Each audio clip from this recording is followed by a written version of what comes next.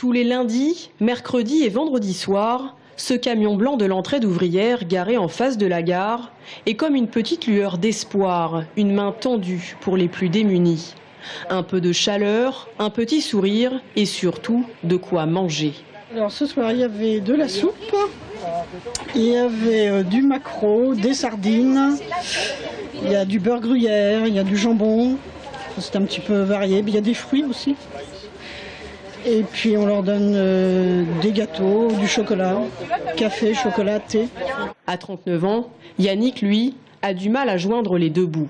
J'ai un enfant qui a 3 ans et je me prive pour moi que lui, quand je l'ai un week-end sur deux, qu'il a mangé, qu'il voit que je ne suis pas en galère. 20 h, l'heure de la maraude. Pendant près de 3 heures, l'équipe de bénévoles va sillonner la ville, s'arrêtant à des points stratégiques, le Sanitas, le Vieux-Tour, pour aller à la rencontre des sans-abri qu'ils suivent régulièrement toute l'année. La plupart refusent de parler de leur vie dans la rue devant la caméra, mais tous accueillent avec plaisir les bénévoles qui en profitent pour évaluer leur situation. T'arrives à serrer ma main ou pas? Est-ce que t'arrives à serrer ma main? C'est cyclique, il y en a qui vont venir très régulièrement, puis d'autres qui viendront tous les débuts de mois, toutes les fins de mois. Et par contre, effectivement, ceux qu'on voit tout le temps, on est habitué à les voir. Et quand on les voit pas, il n'a pas répondu, on s'inquiète. Bruno, lui, a été signalé il y a quelques mois seulement. Il ne se rappelle plus depuis combien de temps il dort dans la rue, mais les hébergements d'urgence, il ne veut pas y aller. Je me suis tellement adapté que je me suis plus posé de questions avec le froid face à l'hiver. L'hébergement d'urgence, pour vous, c'est pas une solution? C'est pas une solution, c'est bien les hébergements d'urgence pour ceux qui en ont besoin. Vous, c'est pas... Moi, ça n'a jamais été quelque chose auquel ça m'attirait pas.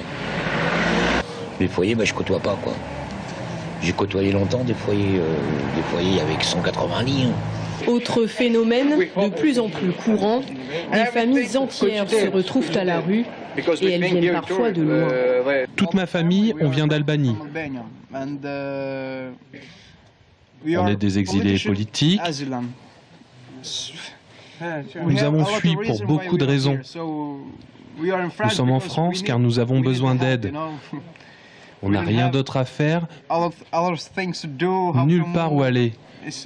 Vous savez, nous avons tout vendu en Albanie pour venir ici. Nous avons apporté des couvertures, parce que c'est une famille, ils sont 6, donc les deux parents avec 4 enfants, qui sont dehors ce soir et pour lesquels il n'y a pas de solution d'hébergement.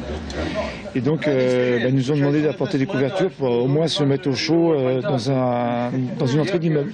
Alors que les températures devraient descendre en dessous de 0 dès ce soir, le préfet vient de réquisitionner pendant une semaine un gymnase quartier Tonlé avec 32 places. Une solution temporaire pour avoir un toit sur la tête et un lit, l'espace de quelques nuits au moins.